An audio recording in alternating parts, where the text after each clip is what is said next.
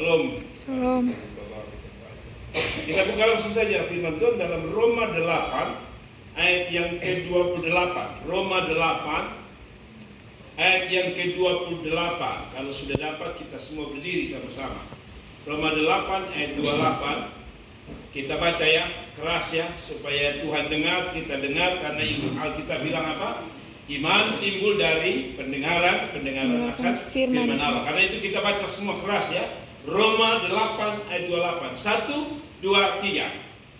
Kita tahu sekarang bahwa Allah turut bekerja dalam segala sesuatu untuk mendatangkan kebaikan bagi mereka yang mengasihi Dia, yaitu bagi mereka yang terpanggil sesuai dengan rencana Allah. Silakan duduk semua. Shalom. Sekali lagi. Shalom. Bapak Ibu Saudara yang diberkati Tuhan, setiap hal dalam hidup kita ini tentu ada dua sisi. Ada waktu kita tertawa, ada waktu kita menangis. Ada waktu kita susah, ada waktu kita senang. Ada waktu ya orang bilang uang ada waktu uang sama sekali. Ada waktu kita rasa kita kuat, saudara. Tapi ada waktu kita rasa, ada Tuhan kau beta begini lemah sekali. Nah, tetapi saya suka dengan ayat ini. Dia bilang gini, kita tahu sekarang Allah turut bekerja dalam segala sesuatu untuk mendatangkan kebaikan bagi mereka yang mengasihi Dia, yaitu bagi mereka yang terpanggil sesuai dengan rencana Allah. Dari tadi yang saya sebutkan tadi itu kondisi hidup, kondisi kenyataan hidup. Siapapun, mau pendeta, mau hamba Tuhan full waktu atau part-time, atau orang-orang yang sebentar kerja, sebentar melayani, semua orang menghadapi apa yang disebut dengan persoalan. Tidak ada orang yang bilang dia tidak hadapi. Tetapi satu penghiburan, dia bilang begini, saya mulai dengan kata ini. Kita tahu sekarang bahwa Allah turut bekerja. Jadi kondisi apapun yang harus kita tahu pertama adalah Allah ada di dalamnya.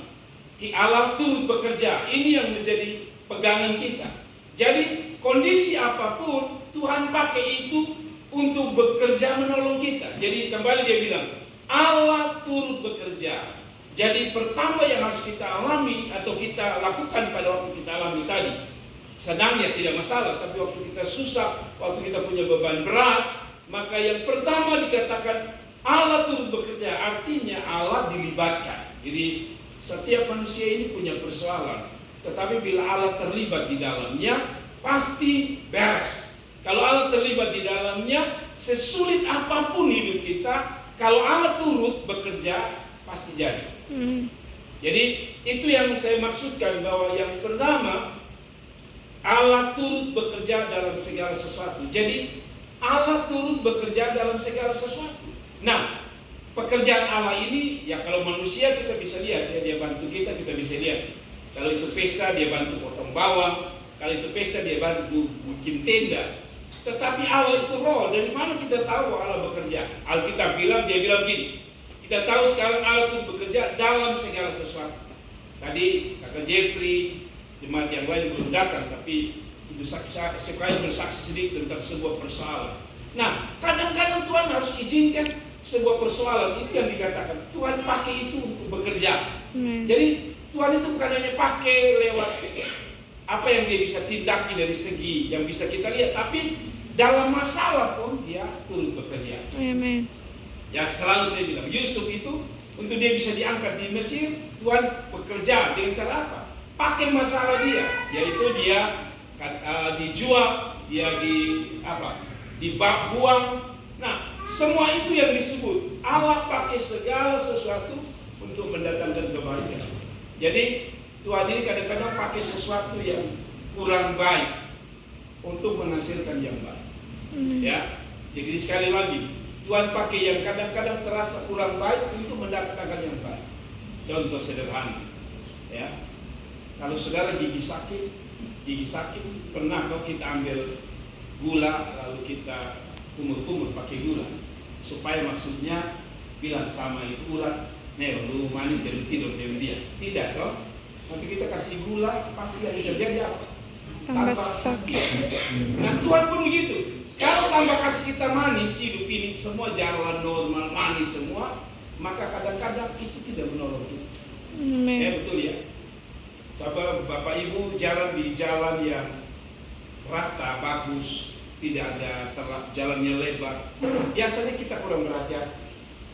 Tapi kalau kita keluar kota itu ada jalan lubang, ada longsor. Biasanya kecepatan kita kasih turun. Kenapa? Itu Tuhan pakai supaya kita berhati-hati. Demikian dengan hidup kita. Kadang-kadang Tuhan pakai segala sesuatu termasuk yang kurang baik. Itu sebab obat sakit gigi, kalau dia bukan pedis, dia pahit. Bertentangan dengan lidah kita, yang gigi kita yang kalau boleh manis yang masuk. Tapi semakin manis masuk, maka gigi itu semakin sakit. Tapi kalau yang masuk itu perih di dalam lubang gigi kita yang sakit itu, apalagi pahit, maka biasanya ulat juga datang. Dalam hidup ini kadang-kadang Tuhan pakai bukan hanya hal yang baik. Kadang-kadang sebuah peristiwa yang kurang baik pun Tuhan bisa pakai. Ya, kemarin kita bersaksi ibu saya. Maksudnya beberapa kali kita bersaksi tentang Seroja. Rumah beta itu rumah tua yang kita dengan ibu gembala so angkat tangan, mau makan kah, mau minum kah, mau kasih anak kuliah kah, mau beli kebutuhan hidup sehari-hari kah, mau makan. Sehingga itu rumah tua so hancur sebenarnya. Jadi setiap kali kami berdoa, kita berpikir Tuhan pakai dengan cara baik, yaitu mungkin ada orang lewat lalu pengusaha bilang, Bapak pun rumah tidak layak, jadi saya ganti dia Pak. Tidak. Tuhan tidak pakai yang baik. Maka ada juga yang ya kalau mau jujur mereka bisa bantu, mereka bisa bilang, bukan kita ganti. Itu cara baik. Waktu itu Tuhan pakai cara yang tidak baik, yaitu Seroja. Dan saya jujur, saya protes waktu itu sama Tuhan di rumah su ancur, sekarang tambah ancur. Tapi rupanya itu cara Tuhan untuk kita dapat lihat. Teman-teman lihat kita punya status bahwa Seroja, bukan lihat beta, lihat secara keseluruhan yang kita hancur. Lalu mereka kirim uang kira-kira 9 juta, lebih hampir 11 juta. Pakai itu perbaiki, pemerintah ganti lagi. Jadi Tuhan pakai itu untuk mendatangkan berkat bagi kita. Jadi lihat, cara Allah bekerja itu jangan pernah marah.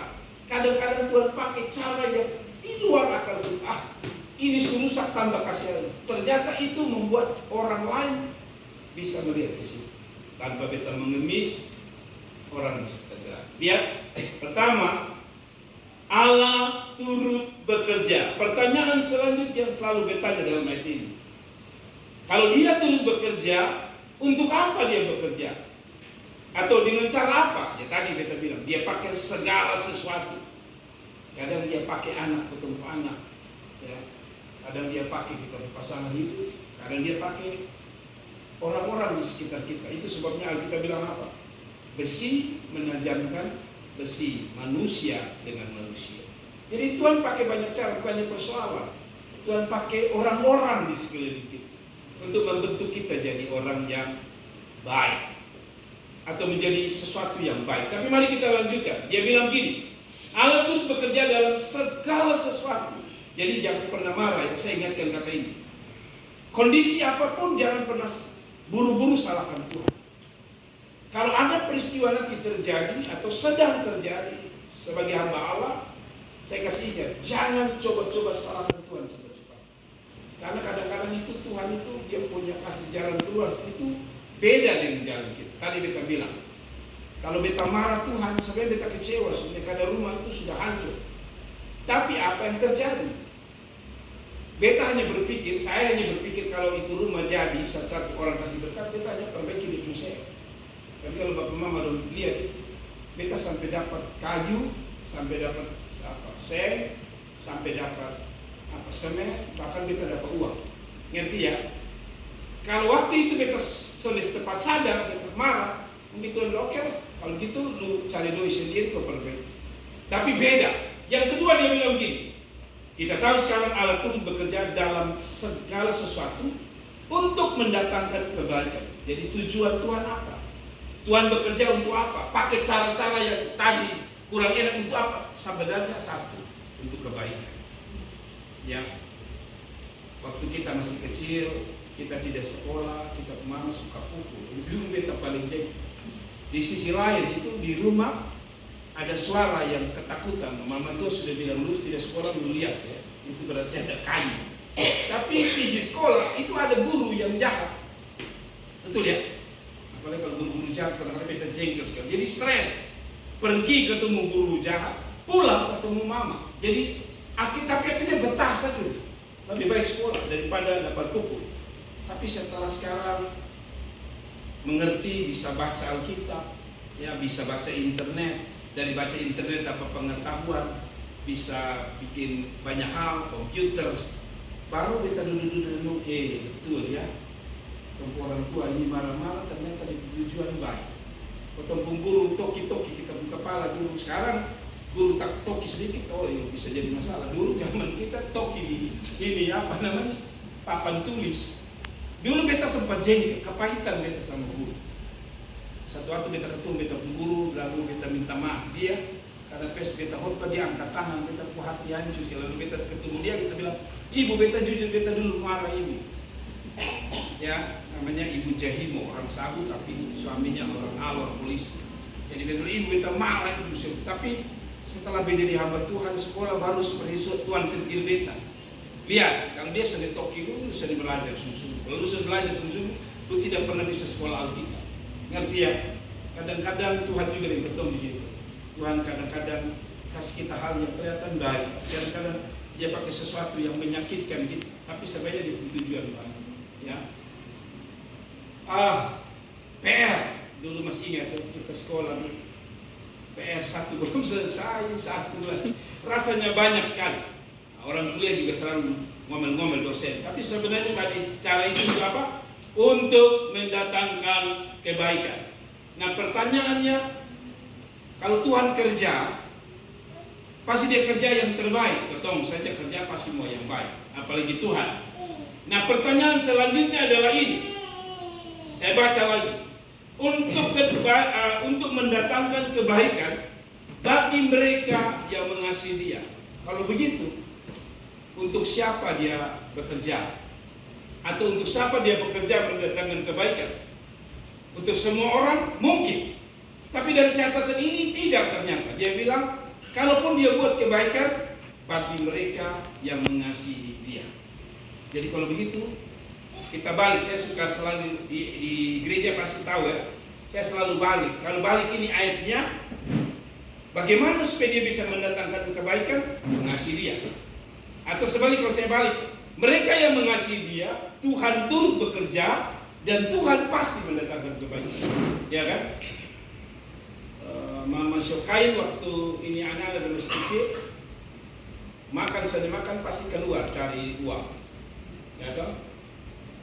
Hujan badai pasti cari. Kenapa cari? Kan bisa saja kasarnya $8.8. Kasar orang Kuba bilang mati. Tapi kenapa kita walaupun ada sakit kita keluar cari uang? Karena ada orang-orang yang kita sayang, yaitu keluarga, anak-anak kita, betul ya? Sehingga ada bahasa bilang begini. Dulu waktu kita masih kecil, suruh orang tua suruh tidur, kotong alasan dia, kotong mau bermain, ya kan masih kecil, betul ya?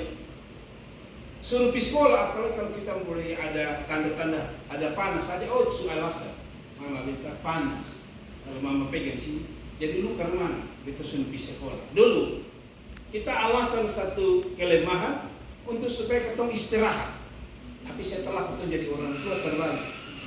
Sebenarnya ketong kepingin istirahat, soalnya ada yang berengkar. Tapi karena untuk orang-orang yang kita cintai, waktu kita beristirahat pun kita pakai untuk kejar uang. Kenapa itu kita lakukan? Sederhana. Karena ada orang-orang ketong sayang, ya, yang harusnya ketong tidur. Kadang-kadang ada panas tinggi, makanya uang sana ada ketong kerja. Nah, demikian Bapa di surga. Bapa di surga kerja untuk kita anak-anaknya yang mengasihi Dia. Amin. Amin. Tahu bahwa kita mengasihi Tuhan dari mana? Ya, tahulah. Pertama, kita hidup sesuai kebenaran firman Tuhan. Amin. Yang kedua, orang yang mengasihi Tuhan, orang yang mana? Ya tentu selain hidup dalam kebenaran, mereka mau melayani Tuhan. Makanya di gereja selalu, sebagai gembala saya selalu mensupport betul. Saya sibuk apapun harus pakai melayani Tuhan. Amin. Amin. Sibuk apapun, tadi Mama Syokal bilang, anak-anak harus ingat, harus ada waktu dengan Tuhan. Kenapa harus ada waktu dengan Tuhan? Karena tadi dia bilang, Tuhan mau kerja untuk mendatangkan kebaikan, bukan untuk semua orang, tapi untuk mereka yang dikasihi. Siapa yang dikasihi? Ya, mereka yang mencintai Tuhan. Orang yang mencintai Tuhan pasti mau ketemu, ya kan? Dulu kita pacaran kan mau ketemu terus kan? Dulu ketemu Andi mau ketemu terus kan? Nah, itu kan tanda orang cinta. Demikian dari Tuhan. Ketong bisa kerja, tapi ketong harus punya waktu cari Tuhan. Amin. Yang setuju katakan amin. Nah, dia bilang, yaitu bagi mereka yang terpanggil sesuai dengan rencana Allah. Dan yang terakhir, siapa yang Tuhan akan kerja luar biasa baik dalam hidupnya adalah mereka yang mengikuti pola kerja Tuhan atau pola rencana Tuhan. Tadi dia bilang yang terpanggil sesuai dengan Rencana Tuhan. Ya, di depan kita ini ada jalan besar. Jalan itu tidak bisa dibikin oleh siapapun, harus dibikin program.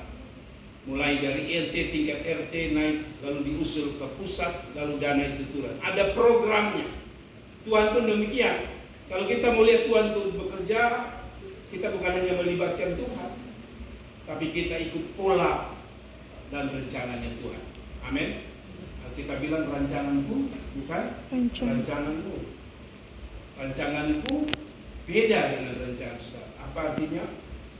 Kita boleh berpikir, kita boleh berencana, tapi semua program kita harus kita sesuaikan dengan programnya Tuhan. Bagaimana caranya? Pertama, minta kehendak Tuhan. Tuhan Yesus sendiri pernah berdoa, biarlah kehendak Bapa yang jadi. Betul ya? Jadi apapun yang terjadi dalam hidup ini, biarkan kehendak Tuhan yang berjalan. Kalau kehendak Tuhan yang jalan, ingat, saya kasih ingat. Kalau kehendak Tuhan yang jalan atas hidup kita, maka sesuatu yang terbaik akan terjadi dalam hidup kita. Saya ulangi lagi. Kalau sesuatu itu berjalan sesuai kehendak Tuhan, pasti akan sesuatu itu jadi dengan luar biasa. Sebagai seorang bapak, sebagai seorang ayah, saya juga punya program. Yaitu kalau bisa, anak-anak itu ya di samping mereka sekolah kuliah, mereka harus punya jam-jam waktu berdoa. Itu programnya beta. Itu program saya. Kalau itu menyenangkan biasa ya. Pertama mereka tidak ada pemarah. Tapi yang kedua, selalu beta bilang bahwa kalaupun ada apa di beta pungsaku, pasti keluar pergi mereka. Tapi kalau dong sudah melawan sedikit, pertama beta marah. Tapi yang kedua, apa yang ada di beta pungsaku berat untuk beta kasih. Demikian dengan Bapa di sorga. Bapa di sorga kalau ikut di program menyenangkan dia, apa yang ada di sakunya Tuhan kasih kepada kita. Amin. Tunduk kepala dan kita. Amin.